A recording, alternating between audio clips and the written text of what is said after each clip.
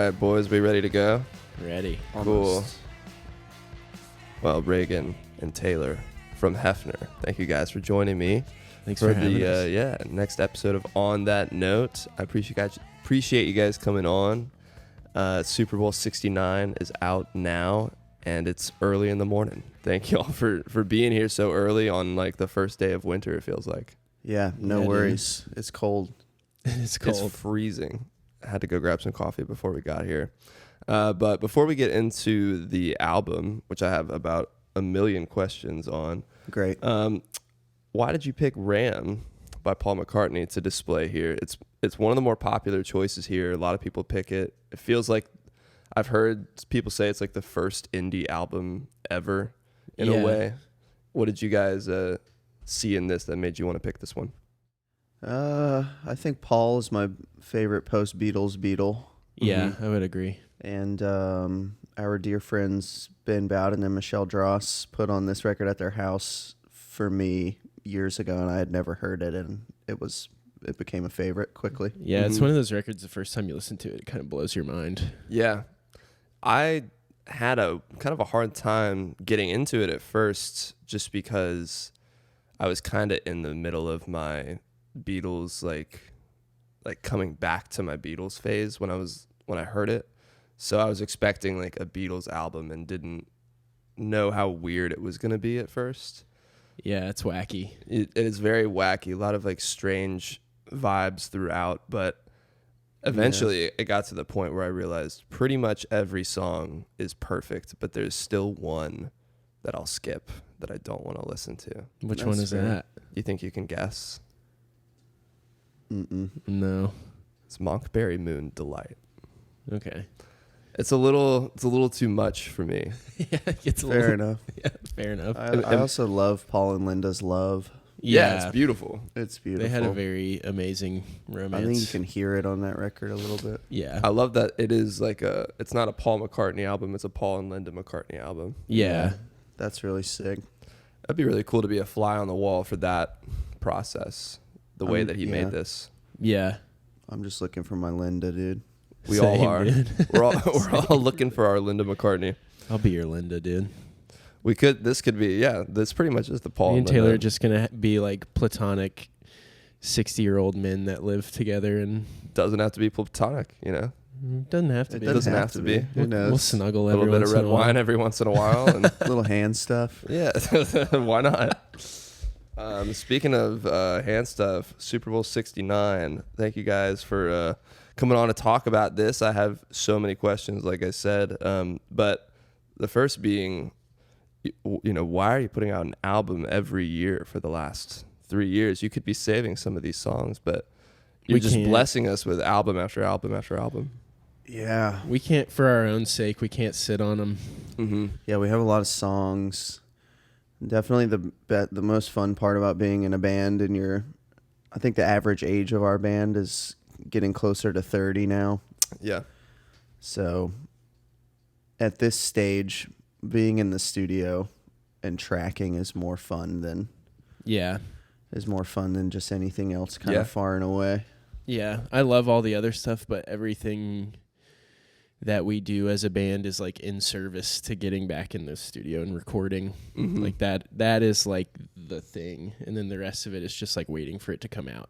Yeah. For me. Yeah, that's like our goal. Our goal to grow as a live band is basically to attract some sort of record advance eventually that will anything that The end goal is to just be like the Beatles in the studio, and when they stop playing live. Maybe, I kinda. would like to do the real year-long cycle of make a record and tour it super hard and go to Europe, and I would love for us to be on a bus, but when I think about that goal, I think about us getting 2 uninterrupted months in a studio, Right.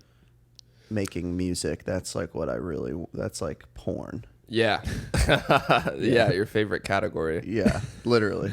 When you guys are in the studio, what's the schedule like? And so not 2 uninterrupted months. If you guys are you going week to week, like a day every once in a while? When we record now, it's kind of just like a day here and there, or like a chunk of 2 or 3 here and there. Mm-hmm. And Yeah, that's what I mean though. Like what we dream of is getting like a 6-day work week for 2 straight months. Yep. yeah, 10 plus hours a day, like just getting lost in it. right. Mhm. We've It's never like had right that now. workflow.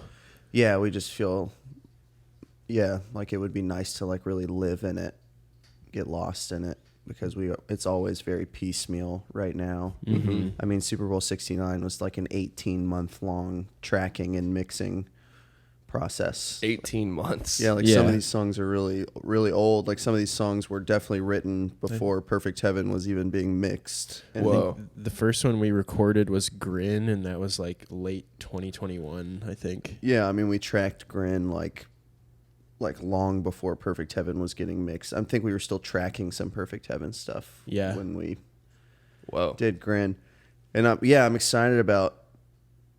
We have we're kind of like pumping the brakes on getting this in the studio for this next one. Mm-hmm. I'm really excited about that because we're just sort of amassing a lot of songs, and I think we're going to be able to really like, instead of just record every single thing that we write. I mean, obviously there are things that have hit the chopping block before, but Yeah. yeah, I think we're aiming for the next one to just be like, we're always trying to get better at writing. Yeah, and be like the best 12 of a batch of like 20 songs. Mhm. Yeah, and be super representative of like what we're into, Yeah. what we're writing right now, and Like in the moment.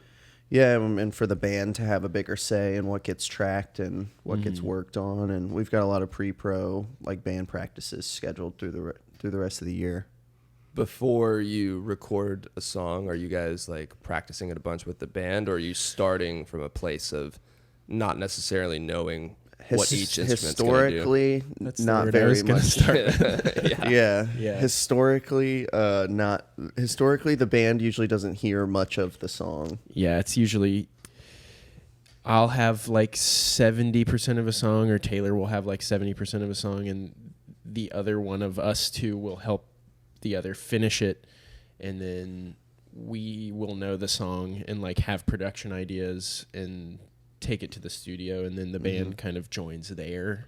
Yeah, the band's been kind of like learning the song in the studio, Gotcha. which I think has yielded some really cool results, but maybe not the most like band centric results. It's Sure. definitely Yeah. been like whoever's song it is like Drives the driving, boat. Yeah. driving the boat, and more or less we've been guilty before of telling people what to do in there. Mm-hmm. So Yeah, we're definitely. kind of we're kind of like reframing I mean, we've always been like a band, and it's very democratic, but we're trying to really hone in on like, this is a 6-piece. We're lucky to have this 6-piece. Yeah. We're extremely lucky Yeah. to have 4 other guys besides the 2 of us that are willing to get in a van and tour, and so we're And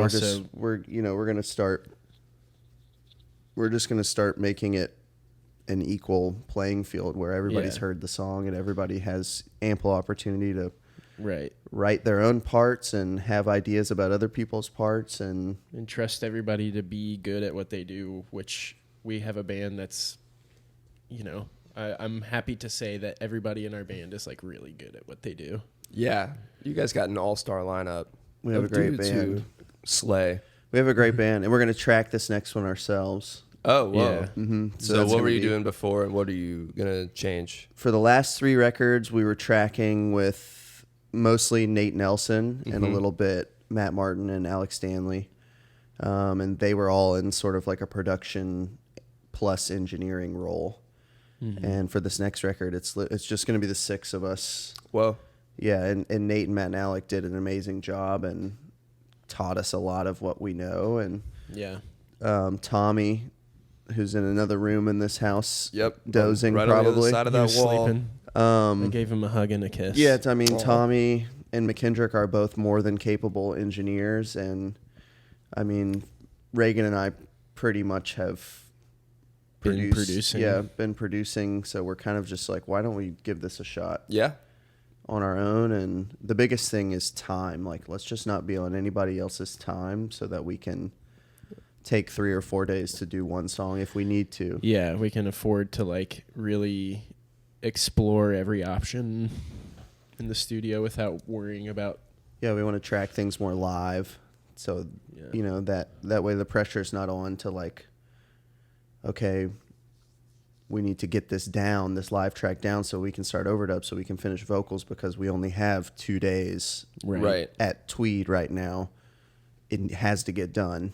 You know what I mean? Like this way this way we can be like, let's completely rethink, you know, like this way we can be like, Reagan, play guitar, McKendrick, play bass now, Tommy, play keyboards. You know what I mean? Like this way we can just fully switch it up. Like every song can get its own, you know what I mean? Like its own time of day. Right.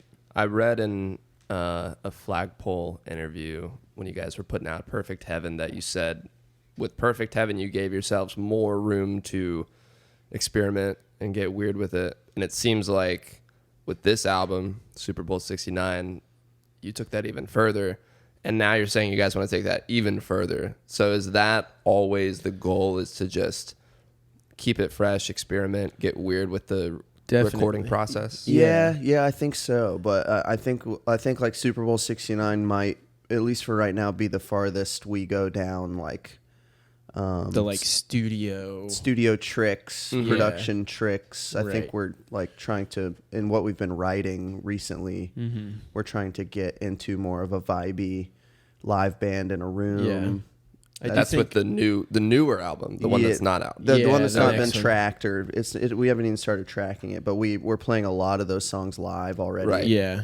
And like I do think, like, to go off what your question, I think we're always thinking about how we can advance the sound of Heffner. Like that meant for Super Bowl 69, like diving deeper into these studio tricks and like really meandering songs and, you know, like getting experimental in that way. But now we're like experimenting with a workflow and like, you know, we're always trying to keep it fresh and like push ourselves, challenge ourselves a little bit. And like, I mean, I think if you ask any musician, like what's even more challenging than like pushing your songs from a production standpoint in the studio with like all this gear and all these tricks and, you know, electronic drums on top of live drums. Like, I think if you asked anybody what's actually challenging and what actually would be kind of fresh and different for most bands right now would be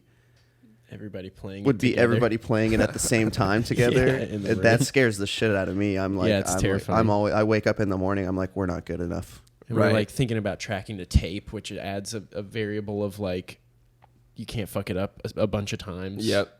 Yeah. You know, you lose fidelity with taping. There is some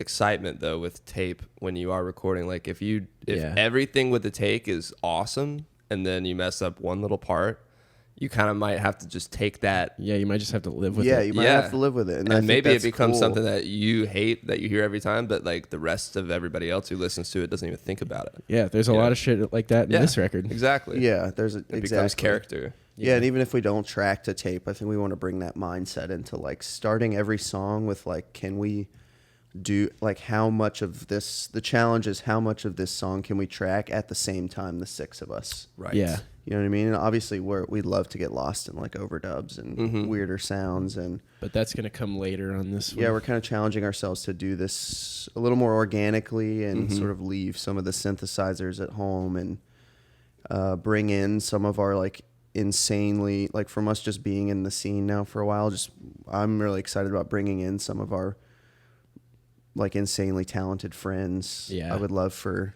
Annie Leith to play fiddle. Yeah. I would love for Ben Hackett to come play clarinet and flute and saxophone. McKendrick's roommate JoJo is the most amazing piano player. Yeah. Keyboards. Whoa. He played some keys on Perfect Heaven. Oh, okay. Which songs? Maybe it's just me and You Always Said. Nice. Yeah. That's awesome. So like basically like now that there's room in the budget that we don't have and we're doing it ourselves, I think we can like finally like pay some of this stuff back and like bring in a friend to be in the band for a song. If like a song needs harmonica, it's like instead of Reagan or McKendrick or I like acting like Trying we to can figure play it out, harmonica yeah. for the day, which that also might be cool. That might be where we start. But like if it's not the thing, like having the room to be like, you know what I mean? Who knows how to Just play invite harmonica? Yeah, like who- collaborators. If you Yeah, know who how to do we play know? harmonica, hit us Like, up. Yeah. let's call John Neff. in the DMs. Yeah, let's call John Neff and let's have pedal steel and harmonica on this song. And Yeah. he's been doing it for so long. It's like, why not make some of these calls Right. and use Use that money more creatively. use the community here Mm-hmm. to be a part of it. You know, There's Right. so many people that it's like have we a lot want it to be offer. really insular from a tracking standpoint, but like that doesn't mean we don't want to bring anybody in to like be in our band for a day. Right. Yeah. You know. What do you mean insular? That's a great word.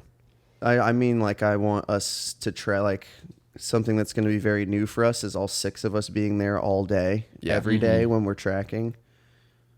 And I think, like, us touching all these songs in the rehearsal space and us getting excited about arranging them together, nobody else is there, and then going and tracking them together, nobody else is there, is, like, that's going to have everyone more excited about the songs than, like, somebody being like, I just heard this song for the first time today. Mhm. I have 45 minutes to play guitar on it because I Right. know we got to move on to vocals, and you know what I mean? Yes. Yeah. It's like that becomes a hard thing to, I think like some of the band has been on the outside looking into the bubble that like Reagan and I are Yeah.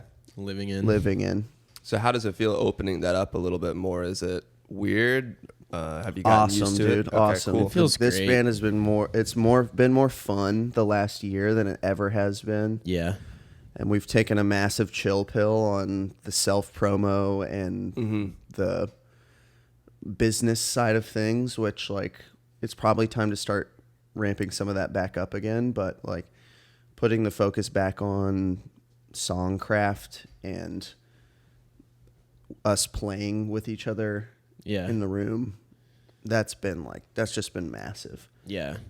I mean, we're all old enough too where like this has to be fun Mm-hmm. or else Right. what is the point, dude? Yeah.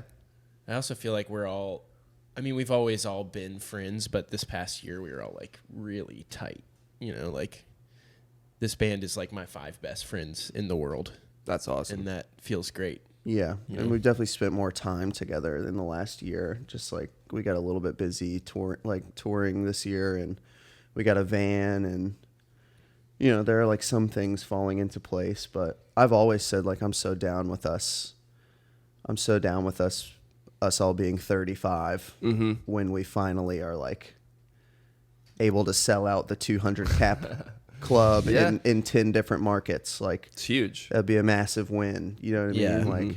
I'm down if we're 40 before we get to go tour Europe or something, you know? Like I just want us to keep making music together. Yeah. Absolutely. So however we can keep it fun and keep it light and still work hard at it.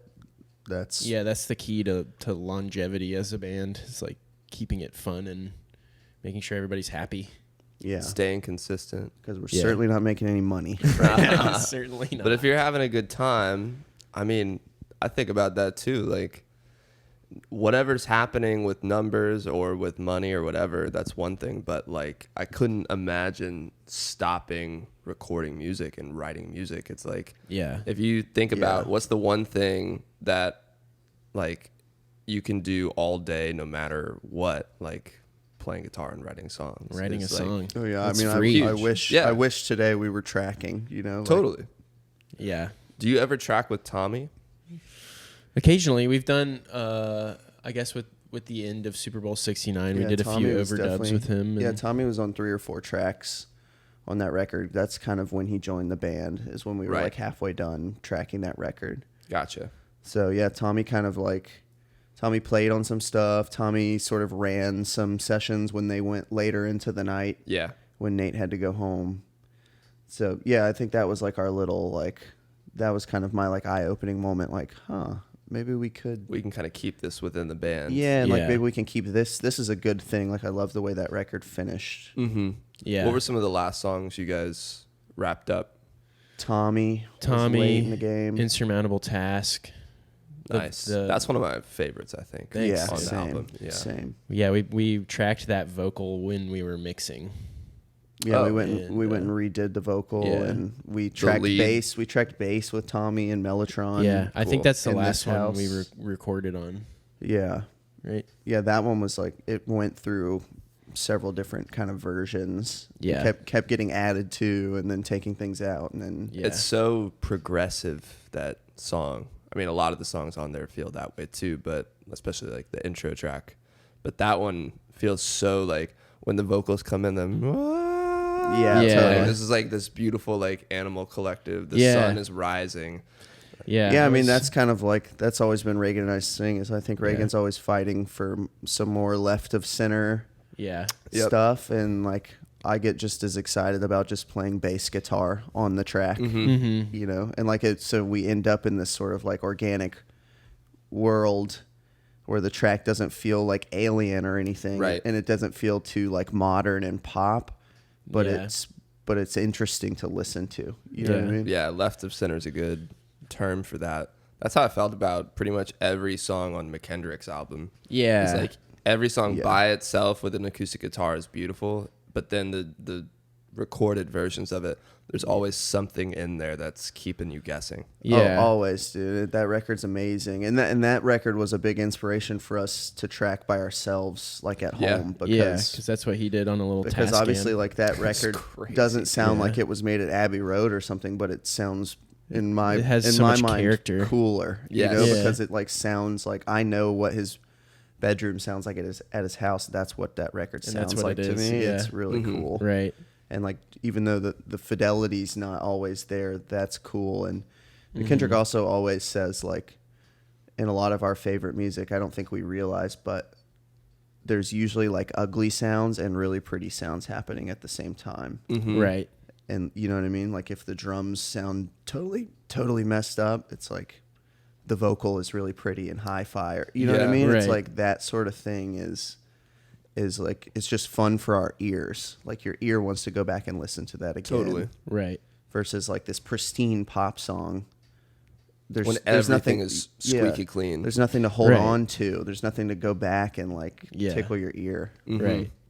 Yeah, I love going back to songs that maybe I loved when I was in high school that I haven't heard in forever. And you go back, like having gotten into music a lot more, having learned a lot more about production, and then hearing all these little things you'd never noticed that Yeah. were in there that Yeah. like were probably tickling your eardrums at the time that you just didn't quite have the vocabulary to pinpoint. Yeah. Right. Yeah. Right. And I this is a little off topic, but I just want it to be on the public record. Is I really want McKendrick and Tommy to each have a song on the next record. There we go. Speaking Verbal into the universe. I'm speaking it into the universe. Yeah. Because they're both amazing writers. Absolutely. You know, Reagan and I aren't the Yeah. only writers in this band. So, Right. you know, and I just want them to know, like, I think of them as integral in our writing process. And both of them have incredible arrangement ideas always, but I love both of their music too. Yeah. Yeah. So I hope that there's room and there's a song that makes sense from each of them. We'll make it so. Absolutely. Yeah, we'll Well, make you it said it on so. the pod, so it's bound to happen. We said it on the pod. That's how it works. Yeah, I So- also would love I would love to just play guitar and not you know, like for a Yeah. song or two on stage in the live show. I would love for one of them to step to the front of the stage and like play one of their songs. You know, play one Absolutely. of their songs. That's a Heffner song in my mind. That's really cool, and I Yeah. love bands that have multiple bunch of different writers and singers singers and Yeah. Yeah, that isn't as big nowadays, but it's funny to think, you know, the Beatles, the biggest band of all time. Yeah. Exactly. Everyone had a song. Yeah. Yeah, all it's like- four of them. Yeah. You know? the Stones. There were lots of Keith Richards songs, even though Jagger sang. Right. I mean, the Byrds, it's like, it's cool to hear, you know what I mean? Yeah. Yeah.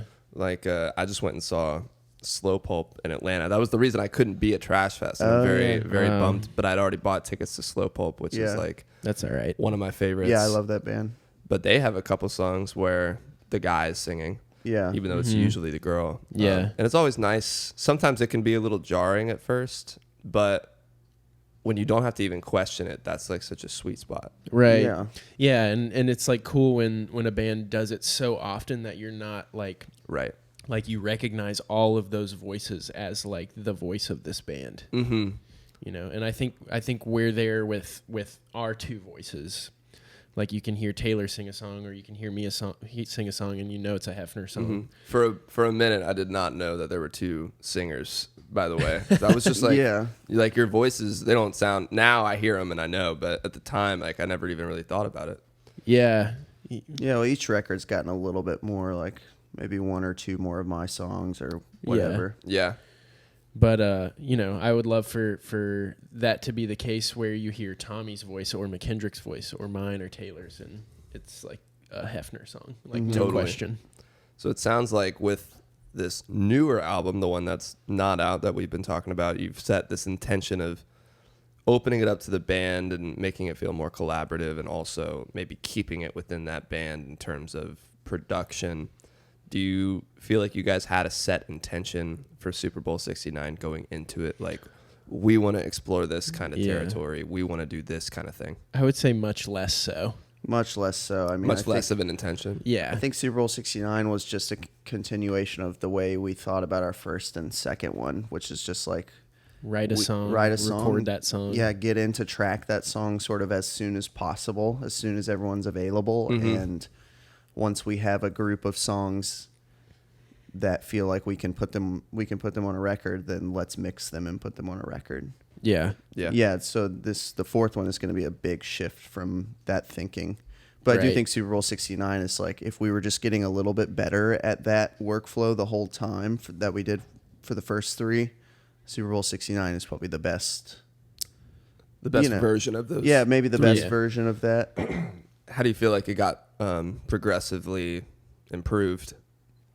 Practice. Yeah, I think the songs are a little better, probably. Yeah, I think we wrote some pretty awesome songs. Yeah, I think there's like maybe a maturity in like the tracking decisions, and I mean, if you spend enough time thinking about it, you get better at it, even when you don't realize you're getting better at it. Yeah, it's such a just like a step-by-step process. You don't notice each little step, but especially for fans who don't hear anything between one album to the next single, like you guys are experiencing every second of your lives writing and making shit that doesn't sound good to you in the moment, but everybody else hears the most polished version of it. Right. Yeah. It's like marginal improvement over time. You look back and you're like, oh, and you have these benchmarks that are records, and you look back at Perfect Heaven, which I love that record. I think that record's awesome, but it's not nearly as cool as Super Bowl 69 to me. And I mean, it just keeps getting I think they're better. different, which just makes sense. Yeah, really. It feels like a natural progression to me between the Perfect Heaven and this new one. Yeah. Like it feels like you took all the things that I really loved about that record and just kind of took it to the next level with this one. Yeah, I think that's basically what happened. Especially, you guys know how to write an intro track. Because 2005 and Super Bowl 69 are like probably my two favorites from both albums. Hell yeah, Do you guys just know how to start an intro track? Do you guys have a philosophy on intro tracks, or did it just end up that way? Do you have favorite intro tracks on other albums? I think we just like our first track on a record to be like pretty balls out. It is, yes. Yeah, exactly. They got to be attention grabbing, and I think in both records we knew kind of early on in tracking what was going to be first. Okay. But we didn't know in both cases until those songs were tracked. And then once they were tracked, it was like, then you knew. Ooh, we should start the record with this one. Both of them are so progressive, 2005 and Super Bowl 69. Where did those start? I mean, I feel like I hear 2005, I hear that guitar. Well, both guitars, actually, in both songs. Yeah. Where do you like get the ideas to, the thing in 2005 where the drum, like everything just stops and the drums sound like an engine starting? Yeah. It's like, where do these little tidbits come from? Well, 2005 that was Taylor's song, and we were just both in the rehearsal space one day, and I sat down to have a crack at writing drums to it because it was so weird, and I was like, this feels like something that my like wonky caveman drumming would fit well. Yeah, it would work for. So you played drums on it. Yeah, on Wild. 2005 I did. Those drums Yeah. are nuts. Super Bowl Thanks. 69 was cool because the whole band was there that day, and that song started with just Reagan and an acoustic guitar, and we knew we set out for that one to be strange and like be a journey to track. You know, like anything could happen. And so, I mean, that's why McKendrick has a crazy trumpet moment in the middle of that song. Yeah. You know what I mean? The like whispered vocal right there was like a joke. Right? Yeah. And we were like, that's sick. Yeah. You know, and then there's like the almost like EDM. Boom, boom, boom. Dude, yeah, when the thing. drum machine Yeah. drops, I'm like, oh, shit. Yeah, that was go. like. that was kind of luckily, Tommy's like- idea. Yeah, it was. He a started little bit. playing like is that like 3/4? Yeah, I guess. He started like we were playing that in the space one night, and Tommy picked up the bass and he just started going like doom doom doom doom doom, boom, and I was like, oh shit, that's what it should do. That's cool. It's like such a rhythm you don't expect to drop from like, I don't know, a minute and a half of hearing it without drums. Right. Always like keeping you on your toes the way you guys Definitely, do these songs. Just like I like that the song finishes with like a long instrumental, funky. Yeah. You know what I Yeah. mean? Like I don't think we've done that before, so it just felt exciting. Yeah. You guys have like a personal favorite from this new album that sticks out for you? One you're like really proud of? Mine changes a lot. Right now, I've been listening to "He's So Bad" a lot. Yeah, I think like- that's my favorite I right like now. that one a lot. Nice. It just feels like it's a good song. Like it listens from start to finish in a way that I like a song to listen. Sure. Yeah. What was one that was really difficult to get through? One that maybe felt like it had the most obstacles. Grin took forever. Grin did That was take the first forever. one you started tracking, right? Yeah, I mean we completely multi-tracked that whole song. Even down to like recording just kick and snare, and Oh my then God. just hi-hat, and then just toms. Yeah. And like, And I mean, that song got touched in like so many sessions. We would just pull it up for a couple hours and add stuff. And then be like, I don't know. it took forever to mix. I Yeah. guess it's so pop in a lot of ways that like, yeah, we just felt like it wasn't getting cooler trying to do this real like sludgy, smeary production thing. Like we had to really add like in mixing, just focus things and like make the drums hit super hard. And Yeah. that was like kind of the only way it was feeling cool. But that's definitely, I mean, that's also the song that we feel sort of the farthest from right now. Okay. Yeah. Just like in that was like a fun experiment for Reagan and I in writing like an emo song, Right. a la like something that would be on our iPod in 2007, Yeah. Right. Yeah.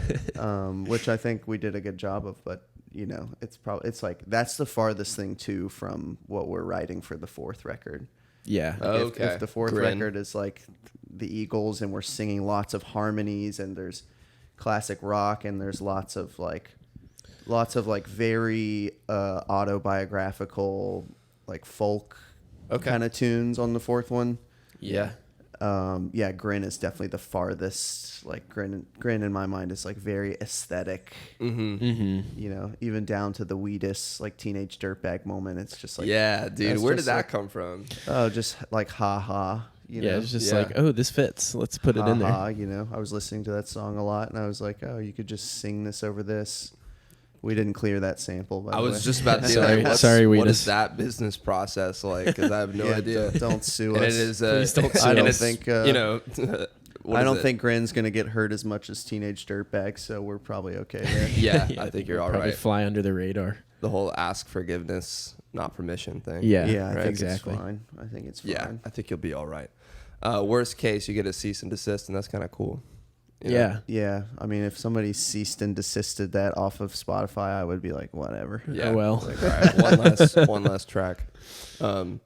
But how do you feel like you guys have progressed since your first single in 2020? I mean, it's been 3 years that you guys have been a band, and you're still going strong. So what do you Well, feel it's like? funny because that one's still the hit. Yeah, that's Yeah. still like the most streamed song. Of course. But I also think part of that is like we like when we started, we had very like idealistic views on like we were doing a lot of like self promo. We were doing a lot like we were doing a mailing club where I was like Hell yeah. physically buying 150 envelopes and stamps, and we were sending fridge magnets to everyone who signed up for the mailing club. And like a lot of that shit is so cool, but I think, yeah, we were just like pushing ourselves into the scene really hard at the time.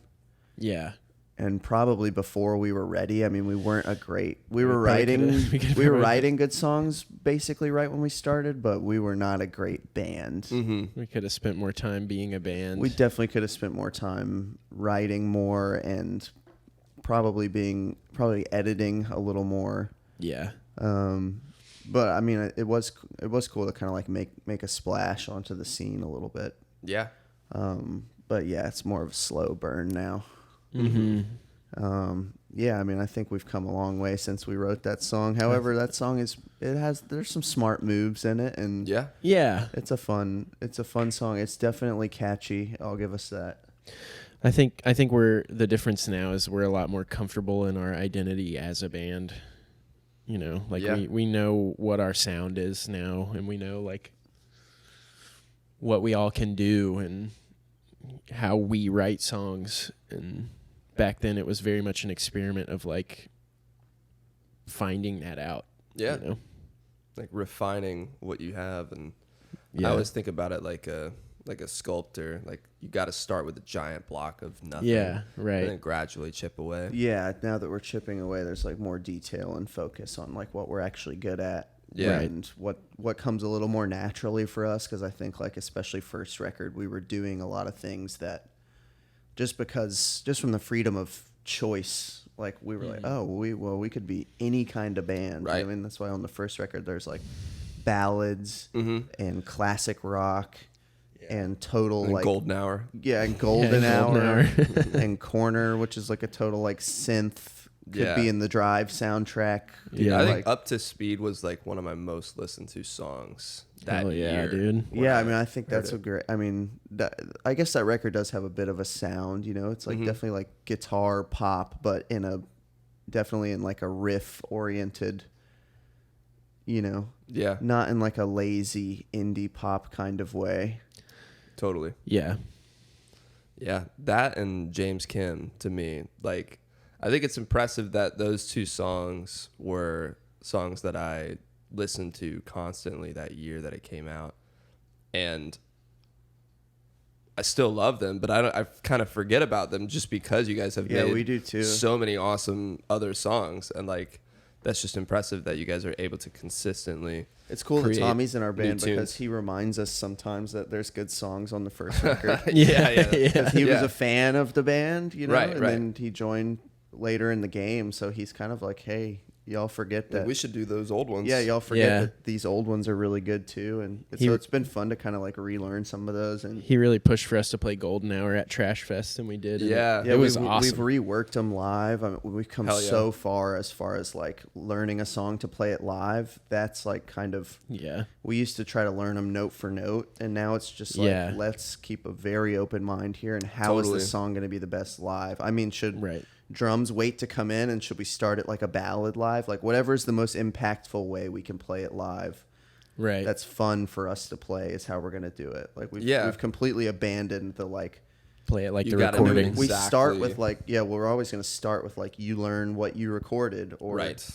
you know, like if Lars didn't play guitar on a song, I'm like, just write something new, and then we'll get in the space and we'll all just play on top of each other, and then we'll edit down to like what know the what I thing mean? is. like Totally. you're doing too much. That person will be like, I agree. They find something simpler, and then it just starts to become this thing that like, because with 6 people too, like we can't always be playing. Yeah. We can't all of Yeah. us be playing notes All the time. all the Yes. time, dude. It sounds insane. You know what I course. mean? So it's like learning when not to play has been big, and Yeah. that's like McKendrick sort of being the oldest in our band and being in the game of being in bands the longest, and having a bunch of studio experience recording other bands and recording in his bands. He's huge for us as far as like let's be musical about everything. Yeah. You know what I mean? Like it's not enough to just learn your part from the record that you forgot how to play. It's not enough to relearn that and all of us show up and run it a couple times and Right. thumbs up, we're ready to go. You know what I Yeah. mean? Like And also, that probably gets so boring after you've played the songs a million times. so boring. Yeah, it is and we're boring. leaving ourselves a lot more room to like improvise on stage, and you know, intros, outros. It's like, yeah, like definitely in what we've been writing, all the new songs. It's like Lars and McKendrick just have like, they sort of just trade off back and forth with guitar, and then McKendrick either guitar or keys. Like there are moments, long moments of those songs where I'm not playing at all, he's barely playing, and the two of them are playing something different every night. Whoa, it's awesome. That's cool. It keeps it fresh. It does. It does keep the barometer of how well that song went on the night a little wider than I would like. But I do think it actually makes the top end of the barometer go a little higher. Like when we really nail a song, right now it's like, okay, there was something happening there that was like, couldn't have happened if we all just played the same note. You know what I mean? Note for note every night. Like you can get tight and do that as a band, but it just gets to be a lot more fun when we're like leaving these things more open, you know? Yeah. I don't think Tommy's ever played the same thing twice on bass. No. Dude, he can shred anything. Just give him the key and like a lot of notes. Yeah. A lot of notes coming out of that guy, dude. a lot of notes coming out of that guy. Which is fun. I love busy bass. I'm down. Yeah. Do you guys like Dijon? Yeah. Yeah. Have you seen his live set? Yes. Every song is like completely different from the previous night, which is completely different from the recording. It's immaculate, dude. Yeah. It's so cool. Yeah, it's and really I think impressive. that's like, you know, I just want us to have more time to play music together, because we're finally getting to where like we're surprising ourselves with our musicality. Yeah. That took forever because like we both love writing songs a lot more than we like practicing guitar. Neither of us can really shred anything. It's like I'm not really shredding. I don't have Yeah. a bank of licks up here like Lars and McKendrick do. So That's crazy kind of because like, I have a whole thing about, you know, what guitar tones you look for, because I feel like you guys have some really insane angular riffs. Like Truck is the most insane guitar riff. How does it work? Like yeah, I don't the know notes how it works. like barely, I don't know, I can barely tell what's happening. It's not like melodic, but it is. Yeah, that one Yeah. just was like a shower thought for me. I just had the. I was like, oh, that's why our riffs, I feel like are, at least mine are like angular and kind of wonky, is because I don't sit down with a guitar and write them. Like, both of us use our ears before we. Yeah. Gotcha. Whereas Lars's hands will just do cool things when he knows what key the song is in. I have to like sit there and hear the song played and Yeah, I have like to what think my about it. ear Imagine hears it. as something cool. Then I figure out how to play it. You know what I mean? Right. I gotcha. It's like two very different things, but both yield really cool results. Right.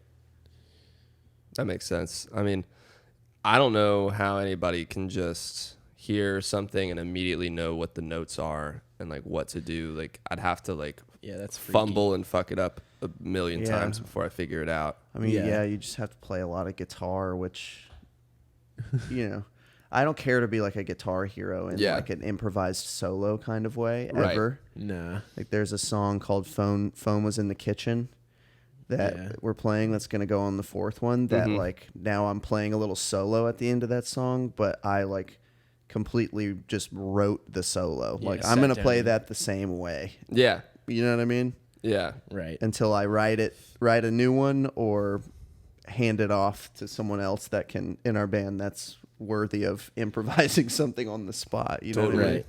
And it's a great solo. It's very melodic and it's lovely. But like that was 30 minutes of me like I hear these notes. I'm got to Yeah. figure out how to play it now. Sculpting it. Yeah, you know, exactly. Right. Piece Yeah. by piece, trying to figure it out. Yeah. Did you guys have any like specific musical influences or just artists you were really like loving and getting into while you were recording Super Bowl 69? I mean, that Porches record was huge Yeah. for us. Porches, absolutely. I think you can definitely hear that on the title track, on the first track. Yeah, and Tommy. And I hear it Tommy. in Tommy. Tommy, yeah. absolutely. And Tommy, the roommate, not the song, told me that you guys went to a Porches show in Atlanta and it was like life changing. Yeah, it it was. was. It was a revelatory show. I'm so bummed I did not go. It was dude. That show was amazing. It was so That's- rocking, dude. I think that's maybe the best show I've ever seen. It was just so rocking. And there's no bass guitar. No bass. It was all in, track. It was in the track. It was in the all track. track. Bass and synth was in the track, which I've never seen that be so cool and believable and rock and roll in the way that they did it. Yeah. Because I think both of them, they allowed themselves a lot of room on guitar. Like they both just had insanely loud single coil guitars on stage, and it was like, it would just take your head off sometimes. But you could tell that they were sort of not doing the same thing twice, and it was just cool. I mean, it just sounded incredible. It was loud. Yeah, it was awesome. And those songs are just amazing. Yeah, the songs are just amazing pop songs and so cool lyrically. Yeah. Yes, dude, I fucking love Porches. Amazing melodies, and he sang great live, and yeah, it was a amazing show. I mean, we were listening to Porches, we were listening to Alex G a lot. Yep. Yeah. You hear that in some of the more like acoustic moments on the record. I immediately thought of Alex G on Insurmountable Task. That kind of melody, it's like this this melody that's one note for a lot of the time, but then when you go up or down just a little bit, it's so impactful because you're used to hearing. Yeah, when we like retracked the that one vocal note. too, I was like, this first verse should be like a whispered, double tracked Alex G thing. Yeah. Totally. Yeah. It's kind of like what we were, like a John Lennon, the double track. That song's like Alex G meets Peter Gabriel. yeah. And I love that new Alex G record. Yeah, I it's feel like it's amazing. his best. yeah. You know, and he's put I out don't some know. awesome ones. I think Rocket is my favorite. Rocket's one. great. I think Yeah. Rocket's a perfect record. Really perfect record. I think it's Is the perfect. newer one That's called huge. God Save the Animals. God Save the That's Animals, my yeah. favorite. I like it. Yep. Front It's to back wacky. a lot. I do think every song on that one is awesome. I think Rocket to me feels like their White Album or his White Album because every song, like from Poison Root to Proud, is like such a crazy transition. Yeah. Every song feels so different and weird. To have Brick on that album as well. Yeah, Brick. It's like Jesus. And then the outro, which feels like this jazzy, like I don't know, this kind of sleazy jazz club kind of thing. Yeah, it's cool. That song's awesome. Yeah, we're listening to a lot of that, but that's just what the two of us were listening to. I mean, Yeah. the other guys have wildly different. Mm-hmm. I mean, Lars probably listens to the most music Yeah. Yeah, in the Lars band, and McKendrick. and he's all over the map. You know, and McKendrick's always showing us cool stuff. It's good to have a wide range of influences all come together because then you end up making something that isn't just like a ripoff of one of those artists. It's Yeah, I think we're Yeah. getting a lot farther away from that too. Like we We don't find ourselves saying like we want to write a Porches song. Yeah, like we're getting Totally. we're getting the ability now to really love a record, but realize that we're never gonna make that record. Right. Yeah. You know. yes. Yeah, exactly. Well, cool. You guys want to take this over to the last 5 or just ask 5 quick questions and then we're done? Let's do Let's it. do it. So last time you were on, when we were doing it on Zoom, I just had questions written down, but now we have this bowl here Oh, I with like a bunch that. of little pieces of paper. So we'll let the universe decide what questions get asked today. Decide, dude. Alrighty. So number 1. Number 1. Dream 3-band bill. Somehow this one always gets asked first, and I promise I'm shuffling them. No, that's a good one to start with. Dream 3-band bill. Oh gosh. Are we part of the 3-band bill? So that's always the question, and I'm down for either. If you want to do one where you guys are part of it, or you're going to Or see, we're going to see a show? whichever one is easier to answer for you. Let's be part of it. I want to play. Yeah, Let's do it. we're first of 3. Yeah, we'll go first. And Yeah, who are you then opening for? And where is it? Fontaine's DC. Yeah. Okay. Yeah, you guys went to that Arctic Monkeys show, Yeah, right? Is that dude. good? Fontaines DC was so much cooler than Arctic They Monkeys. stole the show, dude. Wow. They were just so cool. They were so sick. Damn, I can't get And into Arctic them. I Monkeys need to was figure cool. out what to listen to get into Yeah, them. you might need to see them. Like, You there's might just need so to much see it. bravado involved and Yeah. like sort of old school, like rock machismo without it being lame somehow. I don't know. Yeah. I don't know. It feels very real. I think it's just because they believe it. Yeah. Like, Yeah. they love their song. They love their songs. Like, they believe it. They're great players, and they're obviously listening to each other on stage. So I don't know. It just feels cool. I think it would be us, Fontaine's DC, and like the Replacements or something. Whoa. That would be sick. Well, The we've never Replacements. seen them, so yeah. Yeah. Let's go with that. There you Yeah. go. Replacements. And it could be the Replacements could clear the room, or it could be the best show of all time. Right, you never know. It could play a stinker, and it would still be It legendary. would be sick. You know That's what I mean? awesome. All right, you pick one. That's a good 3-band bill right there. All right, question number 2. Song you wish you wrote. Oh, I think about this all the time. High and Dry. Ooh, yes. Yeah. Yeah. That'd be a good one. Supersonic, Oasis. Yeah. I wish I wrote "I See You" by Dirty Projectors. That is a perfect song to me. I don't know that one. Should check That's it a out. great Never really song. got into Dirty Projectors. They've been around a while. It goes all too. over the map. Like, Yeah. there are corners of the map that I really love. Yeah. Yeah, that's what I think. Will and I have been revisiting some Radiohead stuff. I'm like, That's my Yeah. favorite I'm like to High and ever do Dry it. is just like, and I know that Tom York doesn't even love that song. I'm just like, that Yeah. song's just so That song is cool, It's and the amazing. kick drum in that song is so cool. Yeah. Apparently they Kick just drum. they just put new heads on the kick drum, and they were like, it sounds shit, hmm but I never whatever. And I'm like, I love that part of it. You know, I never thought about the kick drum. I'll have to go back and listen to it just for that. it's roomy. Like it sounds like it's in like the school cafeteria or something. Wow, I never even noticed. All right, I'll have to go back and listen to it. While we're talking about Radiohead, because it's my favorite band, I'm always curious. What album is your favorite, or The Bends. really the Bends? Bends. I'm going the Bends all day. That's. I mean, it's not a bad answer, but I couldn't imagine not picking something after the Bends, like OK Computer, Kid A, In Rainbows. I think. Yeah. Will I think, keeps making me listen to Hail to the Thief. Yep. Yeah. Not my favorite. I'm just like, it's too smart for its own good, dude. Yeah, it It does is feel like- like that sometimes. Some of those songs just feel like they're barely songs. And I think that was the point, but that's just not like what I. That's that- usually not what I That's like Jesse listening Mangum's favorite Radiohead album, which I'm like, okay. to. I mean, that's cool. It's Where does that one It's a fall cool in the record. in the discography? after Amnesiac and before In Rainbows. Okay, So it was like 2003 it came out. gotcha. I I, mean- think "In Rainbows" was too important to me as a kid to pick anything else. Yeah. Same. I mean, I love that record. I think that's a perfect I think that's album. a perfect record. Literally is not a bad song on Hail it. to the Thief is Tom York at his most annoying. That's fair. Yeah. That's like Tom York being a caricature of Tom York, and it's like come Yeah. on, come Okay. on, dude. That's a funny way of putting it. Come on. All right, question number 3. Question number 3. Musical hot take. Let's go. Oh well, we're going to see Corey Hansen tonight. Yes. Who's that? That name He sounds put out a familiar. record called Western Come, which is a Just hilarious title. Western Come. Yeah. Okay. It's So guitar obviously we're hero kindred music. spirits with us having Super Bowl 69. Yeah. Yeah. Yeah. He also plays in that band Wand. Oh, I've heard of them. Yeah. So I mean, he just put out like a total Guitar Hero record, Okay. coolest sounding guitars on a record ever, and Yeah. coolest parts, and Epic. You're seeing him tonight? yeah, we're Yeah. seeing him at Nowhere Bar At of Nowhere all Bar. places. I know. Yeah. Whoa. Yeah, all the way from Random. L.A. What? But That's funny. anyway, Yeah. he had a good tweet the other day, and we were talking about this last night because Will's girlfriend's a big Taylor Swift fan. Mm-hmm. Sorry to out you like that, Aiden, but Corey Hansen had a really great tweet that was like, if you're struggling as a musician for your music to be heard and you're struggling financially, your music's probably good.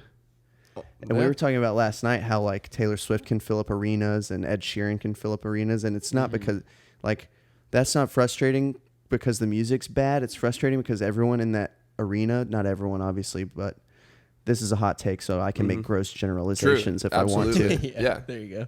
They just haven't listened to anything else. You know what I mean? Like they haven't heard cool music. They haven't heard thoughtful music. And so how could they know? How could they know that there's anything better? You know what I mean? Yeah. That's been bringing me a lot of peace. Nice. Yeah. Good. Yeah. That's You know, and it also makes me realize that, I mean, we love music so much, and we get so bogged down in like listening to new things that are exciting, that of course, like we're going to be like, there's going to be a level of like being a little bit snobby about it because like things aren't exciting anymore that used to be exciting. Right. So Sure. what used to be on my iPod is like I have a physical cringe reaction to some of that now. Totally. Even if it's fun in a nostalgic way. Yeah. That I'm Yeah. just like, well, how could I have known? You know what I mean? Like Yeah. that was sick some at the people time, don't and it go, was just some people on don't the way. go out of that phase. They don't Right. Yeah. challenge themselves to listen to. I'm kind of jealous something of those out there. people. Oh, I'm so honestly. jealous of Yeah. those people, dude. I mean, I wish I could hear folklore and get down with be it. like, this is sick and the writing's great, but like, I Can't do it. I mean, I would love to. I I would love to genuinely- love it, dude. Really enjoyed her Lover album. Lover. But not necessarily that song though. I will be honest. But did you Yeah, guys no, ever listen No, to I that? haven't spent much time with it. No. There's some really like tight songs on it and like really weird, interesting production choices. I thought That's what's up. I Yeah, want to that's say what's I will up. check it out, but I probably won't. that's okay. All the Aaron No Dessner worries. stuff, I really don't like. The National, I think they're one of the worst bands. I want to Yeah, that like band them. drives me I crazy. used to All like time. them, and I feel like I'm like, what? It just what did I sat- like about this? The National is like I'm sitting in the big church in Kennesaw that I went to with my parents, and the church band is playing. It's Oh. like that's what their records are just like. Dude, the church bands. It's like mega church music Uh-huh. for like recovering Christians, I guess. Mhm.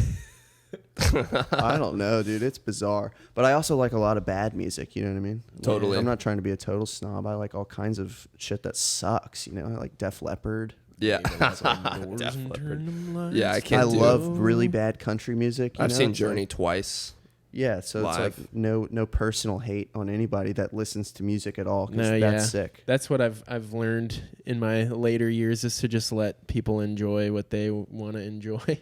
Yeah. I've been told that by so many people. Yeah, I think if you're into music at all and it's like it's a productive part of your life and you have a good relationship with whatever you listen to, then more power to you. That's Absolutely. I'm happy for you Mm-hmm. because I feel like we don't have the healthiest Nah, relationship. not with it. usually. Well, at least you acknowledge it. That's good, right? Yeah. Yeah. And I spend half of every day. I'm like, I hate music. It's so stupid. And then the other, Same. yeah, this does sound like an abusive relationship, actually. yeah, Like a Stockholm syndrome.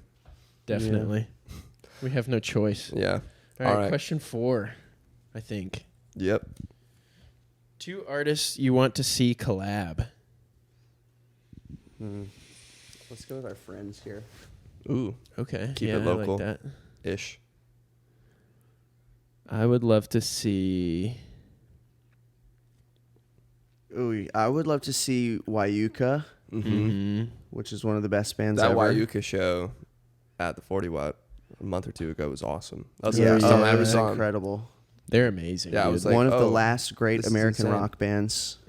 It's so hard being in Wyuka.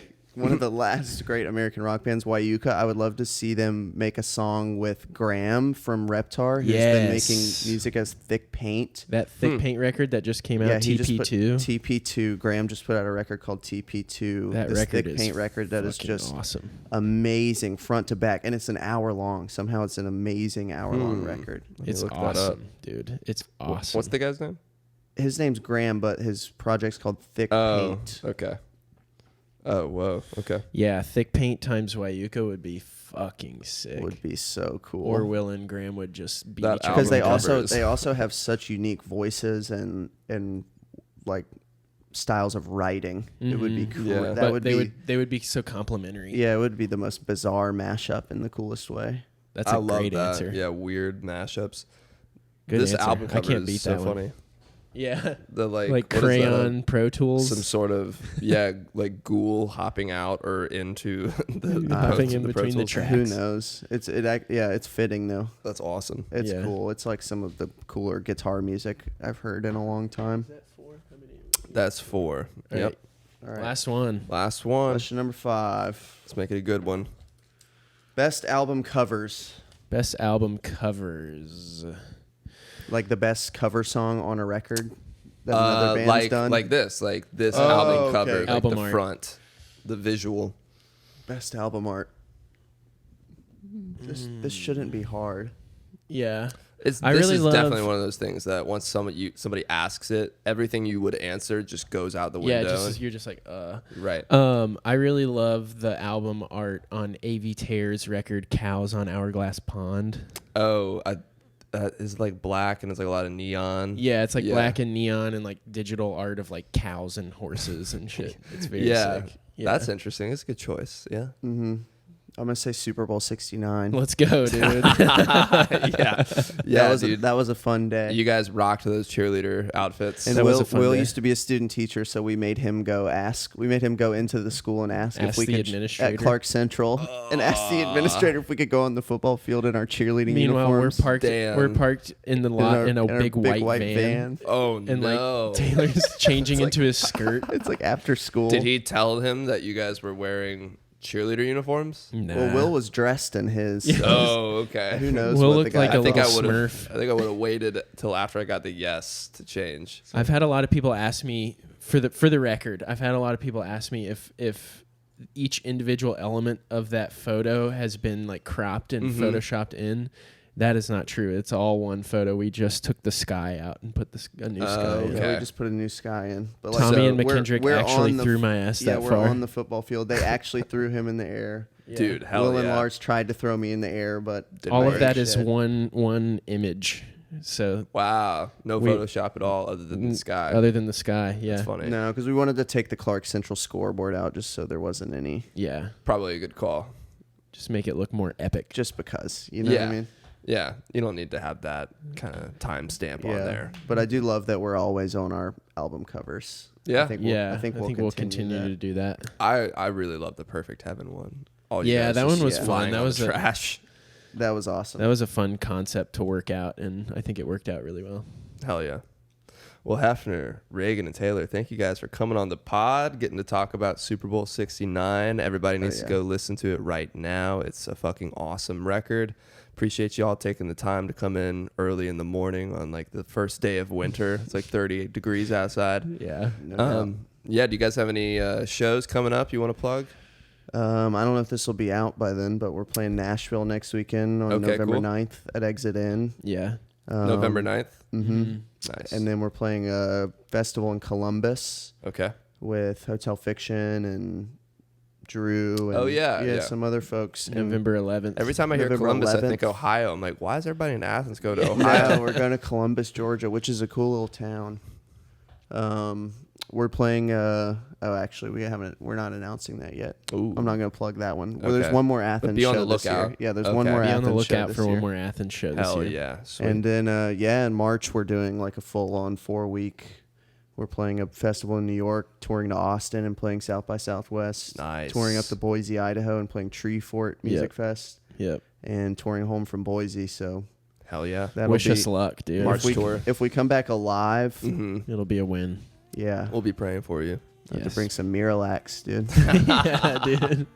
Not the Miralax. For sure. All right, boys. Thank you again for coming on. Everybody, if you're listening still, go watch them live. Listen to Super Bowl 69. Heffner, thank you guys again. I appreciate it. Thanks, dude. Peace.